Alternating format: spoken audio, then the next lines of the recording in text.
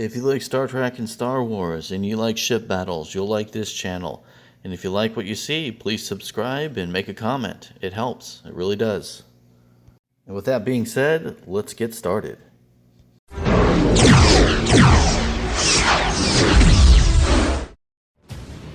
Today on Trek Wars, we are going to answer a question that I need your help on.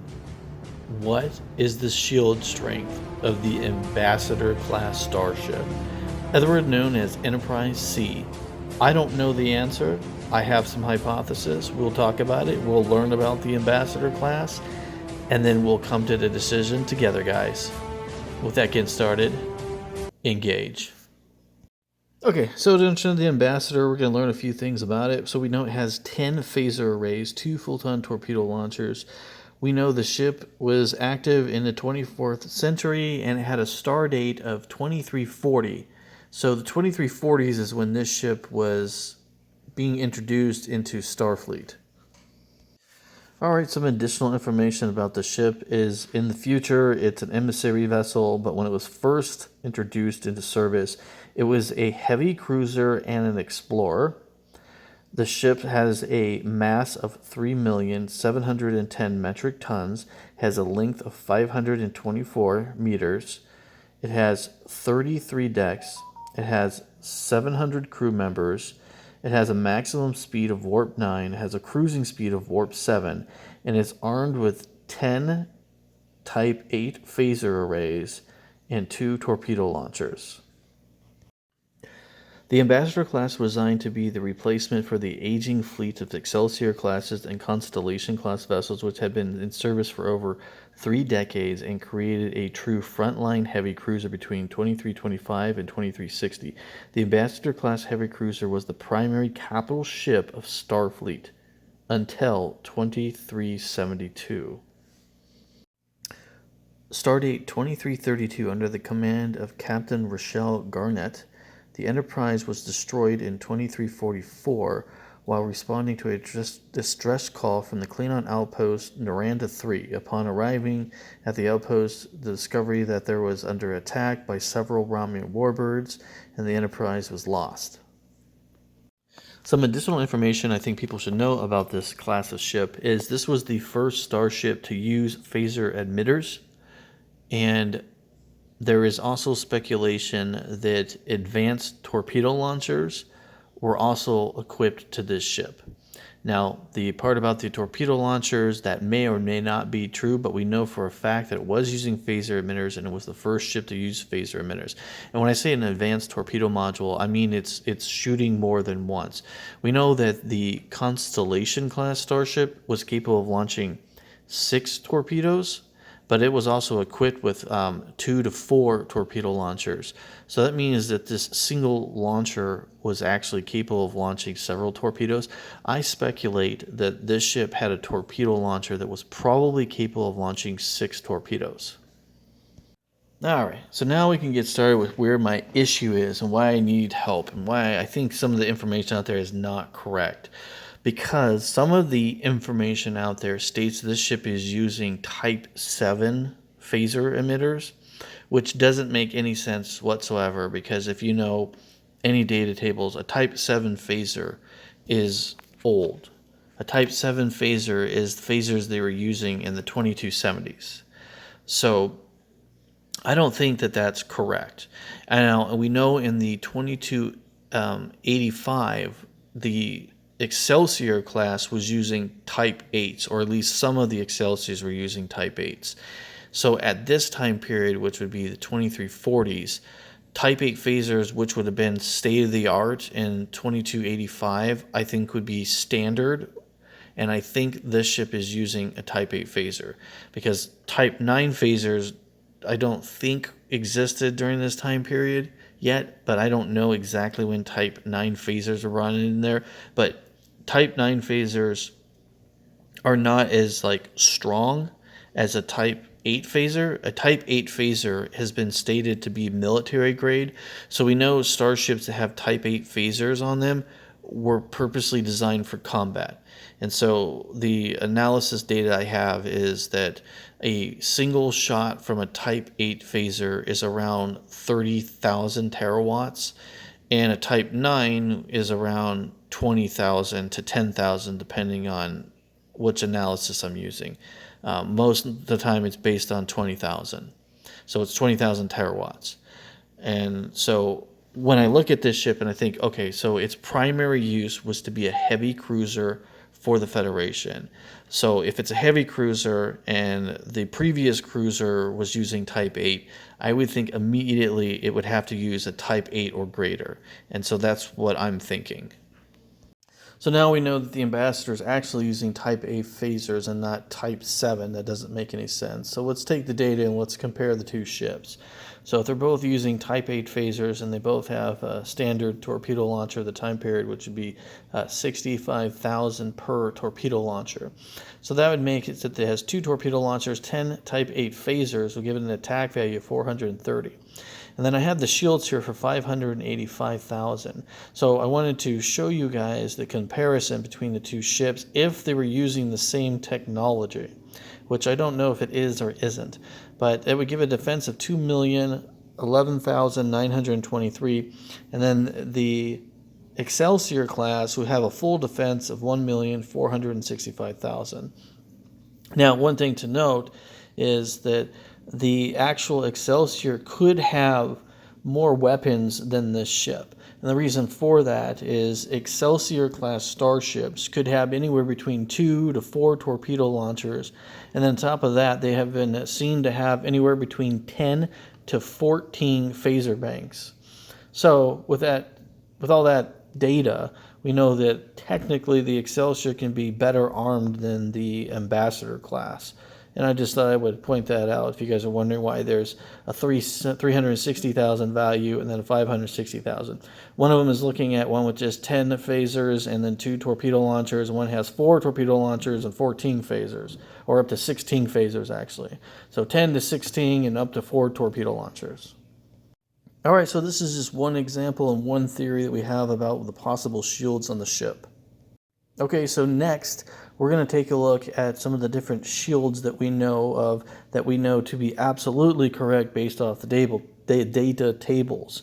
So the first one that I want to look at will be the Constitution, then the Excelsior, and then the Defiant. So in the 2270s, we'll look at the shields that they were using then for top of the line. Then we'll be looking at the 2285s, and then we'll look at 2370, and then obviously we'll make an analysis on the 2340s based on the data we have acquired. And then just so everybody knows, in case you're curious, from the deconstruction of the first Excelsior to the first Ambassador is a 55 years. And then from the Ambassador to the Defiant would be 30 years. So we know the shields that were state-of-the-art during the 2270s was 390,000, and there's a possibility that the 15 years later, when they're using shields for the Excelsior, which were 2285, that could have been 585,000. And then there's the shields that we see on the Defiant prototype of 2370. So those are the 3 possibilities we have for the 2340s, and I'm going to explain why in just a moment.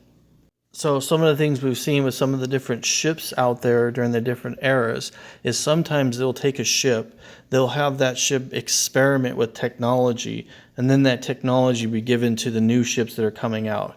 For an example, when the Galaxy class came out, it was using experimental technology, and then that technology was shared with the Nebula, it was shared with the Springfield, the Challenger, the Orleans, and the other classes that would be during what we refer to as the Golden Era. Even some of that technology was seen with the Freedom and then the Niagara. So this is a ship that was seen during the Dominion War. This Excelsior is the same ship that we'd see during the Dominion War. It's the one that gets blown up with one of the Cardassian orbital weapons. Now, some people have said, and they speculate, that this ship would have been upgraded just like the Lakota.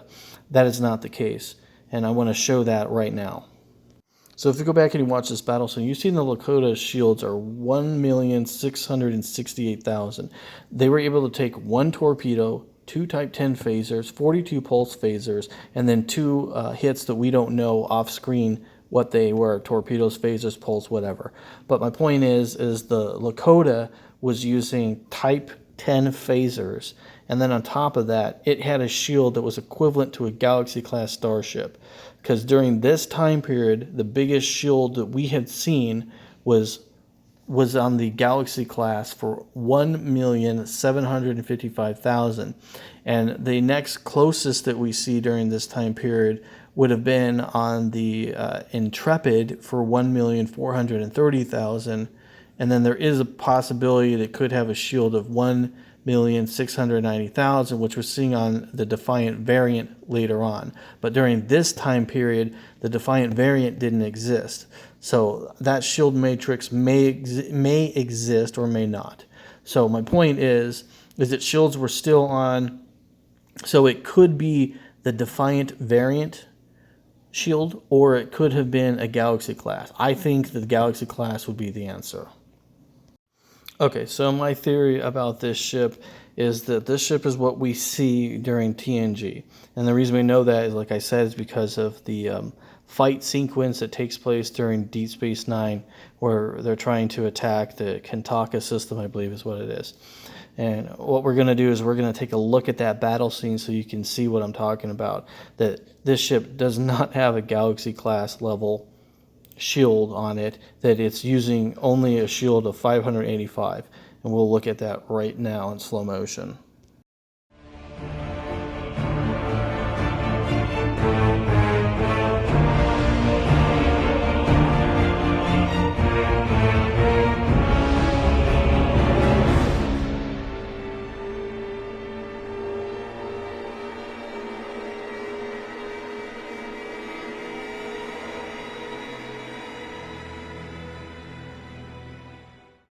So I don't think those fan theories are correct just because of the data table. I mean, you see the Akiras and the Galaxy classes taking 5 or more shots and still surviving or badly damaged or destroyed, but you see that the Excelsior is wiped out in 1 or 2 shots. So I don't see that fan theory is very relevant, and I don't think it's accurate in my opinion. But if you believe that, that's fine. So the next thing I want to try to explain my fan theory about why it has shields for 585,000 and not 390,000 in that scene. And this is my reasoning. So think of yourself as a military institution building and using new technology. So here you are, you're in the 2270s, you have brand new experimental technology you're using, and you want that technology to be mass production for your new generation of starships. So the Constitution was the test bed for this new technology. So then the Excelsior, when it comes out, it gets to use all this technology that's been proven to be effective and good in combat. So now you have a bigger, stronger ship using these new shields that have been around for about 15 years now, so we know it's tested and true. And so it has a shield of 390,000, and it's using Type 7 phasers still. Now you go to the 2340s, and then you find out that this ship is, you see information stating that it's also using Type 7 phasers. And I think that in the beginning it probably was. But I do think that it had a much stronger shield. I think its shield was 585,000. Now, I do think that before this ship was built, the Excelsiors in the later years were upgraded to a stronger shield of 585,000, and then they were using Type 8 phasers. So Type 8 phasers and then this new shield would probably been seen on something like the Enterprise B Excelsior variant.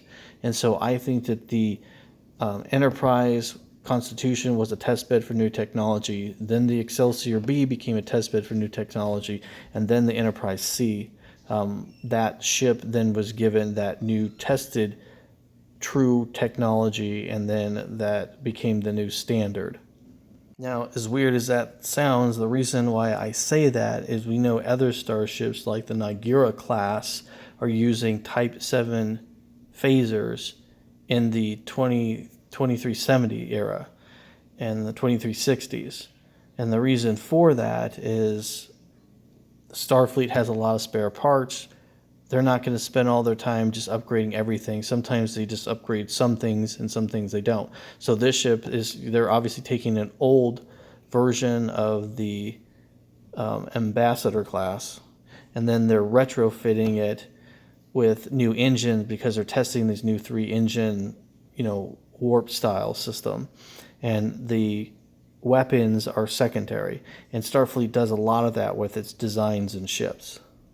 Some more interesting facts about the Niagara class is it states that using state-of-the-art defensive shields, and it has a higher energy output than most other ships because of those 3 engines, and it's got a good warp core and everything that it's fast, but it has terrible weapons. It's using Type 7 phasers.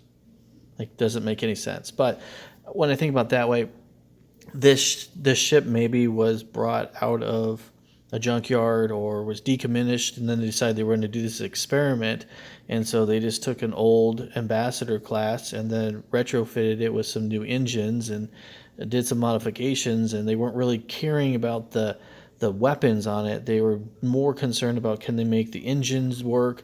Can they make this output work? Can they make the shields work? That's what their goal was. Now, of course, there's another fan theory of mine that I have that doesn't follow the construction theory, but what if the Ambassador class was modified using a strong shield? It's got the 1,040,000, which is what I think it is doing. And that technology was used for a long time. 30 years later, we get the incident with the Borg, and they're taking this little tiny ship, they're experimenting with it, and they're like, well, we need a good shield on there. What's the best shield that we have for, because it can't handle an Intrepid shield. It can't handle a Galaxy-class shield, so what's the next thing? Well, what about those shields we're using in those Ambassador classes? It's older technology, but it's still a good shield. Let's throw that on there. And I think that's what happened. I think the Defiant shield is the best the Defiant could do, and then we're talking about the Defiant prototype. We're not talking about the actual Defiant we see later on, which was, heavily upgraded.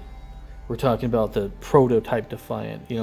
Its shields were not that great. They were good, but they weren't that great. Okay, so when the Ambassador came out, do you think it was having the same shields as the Enterprise? Do you think it's the same shields as the Excelsior? Do you think it's the same shields going all the way back to the Constitution class? Do you think it had the same shields as the Defiant class did? What do you think, and what's your opinion?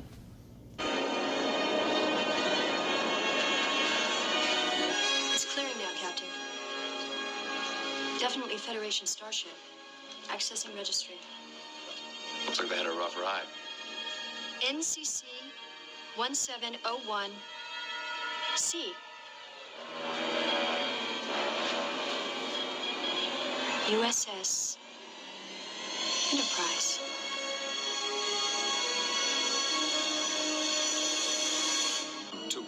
While investigating an unusual radiation anomaly, the Enterprise has encountered what could almost be called a ghost from its own past. The Enterprise C, the immediate predecessor to this battleship. Sensors confirm design and specifications, Captain. Analysis of hull and engine materials conform to engineering patterns and methods of that time period. But that cruiser was destroyed with all hands over 20 years ago. Presumed destroyed. The Enterprise C was last seen near the Klingon outpost Narendra 3, exactly 22 years, 3 months, and 4 days ago. And now they're here. Has it been adrift for all those years? Or has it traveled through time? It is a possibility, Captain. If that hypothesis is correct, the phenomenon we have just encountered would be a temporal rift in space. A rift? So now we've quite a lot of interesting data about the Ambassador and its strange and unusual history, how it's being used for multiple different models, how these new generation starships are still using old technology. So it makes it very hard to determine what the ship actually had or didn't, because apparently this ship has been a ship used for testing technology and altering technology for a very long time. In order to go all the way back to Kirk's era, you're using Type 7 phasers. Now, the bridge, the officers, they have a Kirk-era type atmosphere to them, and it makes it hard to determine what they were using, because we know that modern ships for the Ambassador class are using weapons that are made in Kirk's era. And then we also saw other versions of the ship are using weapons that were used in the Excelsior era. So it's up to you, the fans, to figure out what the answer is or what you think the answer is. So in my mind, I've decided to try to put them together. I think that the Shield of 390,000 was probably the prototype version of the Ambassador class. Once that prototype was deemed as buildable or successful, they then created the secondary class, which would have been using what was considered the most common successful integration of technology, which would have been the shields of 585,000. And then I think that later variants, the last variants of the generation of the Ambassador classes, were then using new technology, because the Ambassador class had taken the place of the Excelsior. And then when they started doing new testbed of new technology, then the ambassadors that we're seeing during that time period, which would have been the ambassador that was taking place, that was Enterprise C, would have had the shield of 1,040,000, because at that time that would have been the new experimental technology, because we know the flagships of the Federation have a tendency to be the test bed of the new technology. We know that the Enterprise Rift was doing that. We know that the Enterprise B was doing that. We know that the Enterprise C was doing it as well. And then we know that the Enterprise D was doing it. So this would be a generation thing of technology testing. And I think that the title of Enterprise and Flagship has a tendency to be using the testbed of new technology. All right, Trekkies, it's up to you guys to decide what you think the correct answers are. Do you think the ship is using Type 8 phasers? Do you think it's using Type 7 phasers? What do you think it's using something else? I'd love to hear your guys' opinions and thoughts on it. Maybe you have some information I'm missing, and if you do, don't hesitate to put it in the comments and let me know. And if you don't agree with any of the theories I have, that's fine too. I want to know what your theory is, because I love talking about Star Trek.